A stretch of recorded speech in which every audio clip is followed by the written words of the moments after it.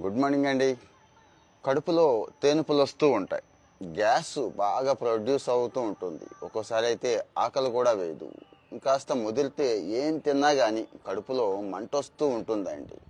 అసలు ఒక రకం కాదు, చాలా చాలా బాధగా అనిపిస్తూ ఉంటుంది. ఏం తిన్నా కానీ అరే నాకు పులుపు పట్టలేదా, నాకు కారం పట్టలేదా, నా పొట్ట యాక్సెప్ట్ చేయట్లేదేమో అనుకుంటాం. కానీ ఒక్కోసారి పెరుగన్నం తిన్నా కడుపులో మంట వస్తూ ఉంటుంది. అదే ఒక రకమైన పెయిన్ మంట కూడా తెలియకుండా ఉంటుందండి. ఒక్కోసారి పెరుగన్నం తిన్నా వస్తుంది, ఒక్కొక్కసారి మామూలు బ్రెడ్ ఉంటుంది చూడండి, బ్రెడ్ తిన్నా వచ్చేస్తుంది. మామూలు పళ్ళు అండి, అరటి పళ్ళు లాంటివి తిన్నా కూడా వచ్చేస్తూ ఉంటుంది. దీనికి కారణం ఏంటి అంటే అల్సర్లు, గ్యాస్ అని చాలా చాలా చెప్పుకుంటాం కదా మనం. కాదు, దీనికి అన్నిటికంటే ప్రధానమైన కారణం ఒక బ్యాక్టీరియా హెచ్ పైలోరీ అనే బ్యాక్టీరియా ఉందని చెప్పి నోబెల్ ప్రైజ్ విన్నర్ అండి. రీసెంట్గా బ్యారీమోర్ అని చెప్పి ఒక ఆయన నోబెల్ ప్రైజ్ విన్నర్, ఆయన చెప్పాడు. చెప్పడమే కాదు, స్వయంగా ఆయన మీద ఆయన ప్రయోగాలు చేసుకున్నారండి. ప్రయోగాలు అంటే అర్థమైంది కదా. ఆ బ్యాక్టీరియాని అతను పొట్టలోకి ఎక్కించుకున్నాడు, బాడీలోకి పంపించుకున్నాడు. ఆ బ్యాక్టీరియాని, హెచ్ పైలోరీ బ్యాక్టీరియాని పొట్టలోకి పంపించుకుంటే ఇంకా ఆ తర్వాత ఈ లక్షణాలు ఉన్నాయి చూడండి: అరక్కపోవడం, వాంతులు, వికారం, గ్యాస్ ప్రొడ్యూస్ అవడం, అల్సర్లు, ఇంకాస్త ముదిరితే క్యాన్సర్ దాకా వెళ్ళిపోతుందిలేండి, అంత దాకా వెళ్ళిపోతుంది అని ఆయన ప్రూవ్ చేశాడు. స్వయంగా ఆయన మీద ఆయన ప్రయోగాలు చేసుకొని ప్రూవ్ చేసేంత ధైర్యం, దమ్ము ఎంతమందికి ఉంటుందండి. సో ఈ బ్యారీమోర్ అది ప్రూవ్ చేశాడు. రీసెంట్గా ఆయన ఇండియా వచ్చినప్పుడు ఒక ఇంటర్వ్యూ ఇచ్చాడండి. అక్కడ చాలా చాలా విషయాలు చెప్పాడు. నేనైతే 20-25 సంవత్సరాల వయసు మధ్యలో చాలా ఇబ్బంది పడ్డానండి, మామూలు ఇబ్బంది కాదు. నేనైతే ఇదే అనుకున్నాను, నాకు పులుపు పట్టలేదేమో, కారం కాస్త ఎక్కువ తీసుకుంటున్నానేమో అనుకున్నాను తప్పించి ఎండోస్కోపీకి అయితే వెళ్ళలేదు. కానీ ఈ ఉంటాయి చూడండి రకరకాల, అప్పట్లో గుర్తులేదు నాకు, మనం టాబ్లెట్లు తీసుకుంటాం, జెల్సిల్ అండి, జెల్సిల్ అని చెప్పి డ్రింక్ ఉండేది, టాబ్లెట్లు ఉండేవి, విపరీతంగా తీసుకుంటూ ఉండేవాడిని. చాలా బాధొస్తూ ఉండేది, చాలా పెయిన్ఫుల్గా ఉండేది, కడుపు సమస్య అండి.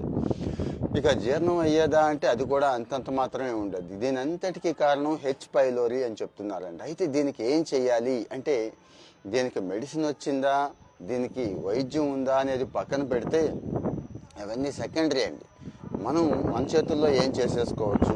నా వాయిస్ క్లియర్గా వినిపిస్తుంది అనుకుంటున్నాను. దయచేసి కామెంట్లో చెప్పండి. మీకు ఈ ఇబ్బంది ఎవరికైనా ఉంటే, ఈ ఇబ్బందులు ఫేస్ చేస్తున్న వాళ్ళు కూడా కామెంట్లో మెన్షన్ చేయండి. ఆల్రెడీ బయటపడ్డాను అనేవాళ్ళు చేయండి, ఈ ఇబ్బందుల్లో ఉన్నాను ఇంకా బయటపడలేదు అనేవాళ్ళు. ఒక నోబెల్ ప్రైజ్ విన్నర్ చెప్తున్నాడు కాబట్టి ఇవన్నీ మనకు పనికొస్తాయండి. అందుకోసం నేను ప్రత్యేకంగా ఆయన గురించి స్టడీ చేసి మీకు ఈ కంటెంట్ ఇస్తున్నాను. ఇక ఈయన చేసిన ప్రయోగాల ఫలితం ఏంటి అంటే, హెచ్ పైలోరీ బ్యాక్టీరియా అనేది బయట వాతావరణంలో ఉంది. ముఖ్యంగా ఎక్కడుంది? అపరిశుభ్రమైన వాటర్లో ఉంది, అపరిశుభ్రమైన తిండిలో ఈ బ్యాక్టీరియా చుట్టూ ఉంది అని చెప్తున్నాడండి. మేజర్గా ముఖ్యంగా మన చేతుల ద్వారా లోపలికి వెళ్ళిపోతుంది. మీకు తెలుసు కదా, హ్యాండ్ వాష్ అనేది చాలా చాలా చాలా తక్కువ. మనం ఆ కరోనా టైంలో గట్టిగా చేసుకున్నాం, రకరకాలుగా వాడాం. హ్యాండ్స్ క్లీన్ చేసుకోవడానికి సోప్ లేదు అనుకున్నప్పుడు మీకు తెలుసు కదా, డ్రాప్స్ వేసుకొని అయినా మనం క్లీన్ చేసుకున్నాం కదండి.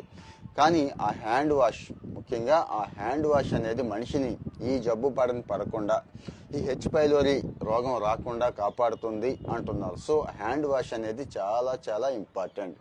హ్యాండ్ వాష్ చేయలేని పక్షంలో మీకు తెలుసు కదా, జస్ట్ 2 డ్రాప్స్ వేసుకుంటే అయిపోతుంది. రెండోది, ఇక నీరు, తిండి 2 శుభ్రంగా ఉండేలా చూసుకోవాలి అంటున్నారు. మరి ఎక్కడ చూసినా వాటర్ కంటామినేషన్ కదండి మనకి, ఎక్కడ చూసినా వాటర్ కంటామినేషన్. ఓకే, ఈ ప్రతిసారి 15-20 రూపాయలు పెట్టుకొని లీటర్ బాటిల్ కొనుక్కొని తాగలేము.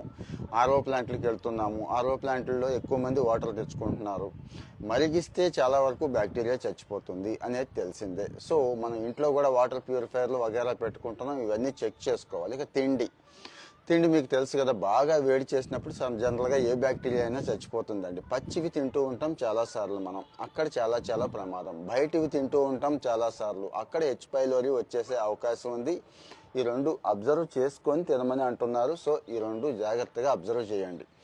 ఆయన మీద ఆయనే ప్రయోగాలు చేసుకున్నాడు కాబట్టి ఇక దీని గురించి ఎటువంటి డౌట్ పెట్టుకోక్కర్లేదు. ఈ బ్యాక్టీరియా పొట్టలోకి ఈ రకంగా వెళుతోంది, పొట్టలోకి ఈ బ్యాక్టీరియా ఈ రకంగా మాత్రమే వెళుతుంది. ఇంకాస్త ఎక్కువ ఉంటాయి. కొంతమందికి వాంతులు అవటం, వాంతుల్లో రక్తం పడడం, అల్సర్ల తర్వాత స్టేజ్ వచ్చి క్యాన్సర్ అండి. ఈ స్టేజ్ దాకా వచ్చేస్తుంది. So H pylori bacteria test కూడా చేయించుకోండి, ఎండోస్కోపీ చేయించుకోండి అని కూడా చెప్తున్నారు. మన ఇండియాలో చాలా ఎక్కువ ఉన్నాయండి కేసులు. ఇండియన్ పాపులేషన్ ఎంతో తెలుసు కదా, బాగా ఎక్కువ. ఈ పాపులేషనే మన దరిద్రానికి కూడా కారణం. ఈవెన్ కరోనా కూడా ఒకడికి వస్తే 100 మందికి ఎందుకు వచ్చిందో తెలుసు కదా, చుట్టూ జనం. ముఖ్యంగా ఇంట్లోనే కిటకిటలాడుతూ ఉంటాం, మాస్క్ పెట్టుకోవడం తగ్గించి కర్చీఫ్ కూడా అడ్డం పెట్టుకోం, తుమ్మినా దగ్గినా కానీ దీనివల్ల వచ్చేస్తుంది. ఇంట్లో ఒకడుకుంటే ఈ హెచ్ పైలోరీ గురించి చెప్తున్నాను.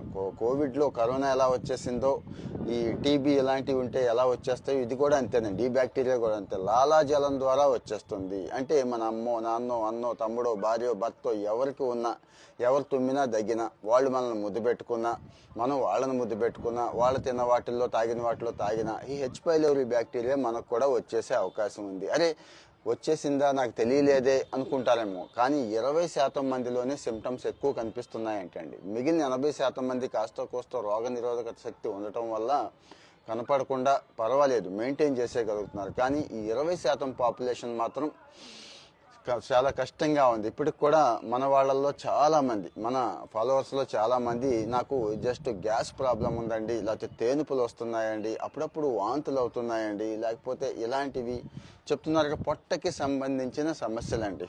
పొట్టకి సంబంధించిన ఏ సమస్యలు కానీ, కొద్దిగా తిన్నా కానీ కడుపు మంట వచ్చేస్తుందండి, పళ్ళైపోతున్నాను, డైలీ జెల్స్ లాంటివి ఉన్నాయి చూడండి, ఆ టానిక్ కానీ సిరప్ కానీ లేకపోతే ఆ ట్యాబ్లెట్ కానీ తీసుకోలేకపోతే ఉండలేకపోతున్నాను అనుకునే వాళ్ళు దయచేసి ఇక్కడ కామెంట్లో మెన్షన్ చేయండి. ఈ హెచ్ పైలోరీ జనాభాలో ఎలా వచ్చేస్తుందో చెప్పుకున్నాము, ఎంత దారుణంగా ఉందో చెప్పుకున్నాము. ఇండియా బాగా ఎక్కువ ఉంది, ఆ తర్వాత అమెరికా, ఆస్ట్రేలియా, కెనడా, యూరోప్ దేశాల్లో కూడా బాగానే ఉంది ఇది. వాళ్ళంటే ఇక మరీ దారుణంగా ఉంటారు. మనంత రెసిస్టెన్స్ పవర్ ఉండదు. ఇంకా మనం ఎంత బెటర్ అనుకున్నా కానీ డైలీ చేతులు కడుక్కోకుండా ఏది పడితే అది నోట్లోకి ఒకటి వెళ్తుంది అంటే చేతి ద్వారా వెళ్తుంది అనేది గుర్తుంచుకోండి. వాళ్ళు అందుకే స్పూన్లు, ఫోర్కులు బాగా వాడుకోవడం వల్ల కొంత బయటపడుతూ ఉంటారు. మనం ఏంటంటే చేతితో తినటం శ్రేష్టం, మంచిది అనుకుంటాం. మంచిదే, కానీ ఎప్పుడు కడుక్కున్నప్పుడు, చెయ్యి శుభ్రంగా కడుక్కున్నప్పుడు. మన చెయ్యి ఎప్పుడు ఎక్కడ ఉంటుందో మీకు తెలుసు, ఎక్కడెక్కడ పెడుతూ ఉంటామో మీకు తెలుసు, పనిలో ఉంటే ఏం చేస్తామో మీకు తెలుసు. చుట్టూ మన వాతావరణం అంత సూపర్గా ఏముండదు, డస్టీగా ఉంటుంది. ఓ పేపర్ పట్టుకున్నా, పెన్ను పట్టుకున్నా, టేబుల్ మీద చేయేసినా, ఇంట్లో ఏ వస్తువు మీద చేయేసినా కానీ బ్యాక్టీరియా ఉండే అవకాశాలు ఎక్కువ ఉంటాయి. కాబట్టి హ్యాండ్ వాష్ అని చెప్తున్నారు. తినేవి, తాగేవి 1-2 సార్లు చెక్ చేసుకోండి. కాస్త గోరువెచ్చనివి తీసుకోవడం, వేడి చేశాక తీసుకోవడమే బెటర్ అంటున్నారండి. ఇంకా అప్పటికి బాగా ఇబ్బంది ఉంటే మీకు తెలుసు కదా, మంచి గ్యాస్ట్రోఎంటరాలజిస్ట్ మనం కన్సల్ట్ చేసుకోవాలి. వాళ్ళ ద్వారా హెచ్ పైలోరీ టెస్ట్ చేయించుకోవాలి అంటే ఈ లక్షణాలు మరీ ఎక్కువ ఉంటాయి. మీలో ఎవరైనా ఈ లైవ్లో జాయిన్ అవుతాను అంటే ఇస్తాను. ఎవరో ఒకళ్ళిద్దరు రిక్వెస్ట్లు పెట్టారు కానీ ఇప్పుడైతే లేరు.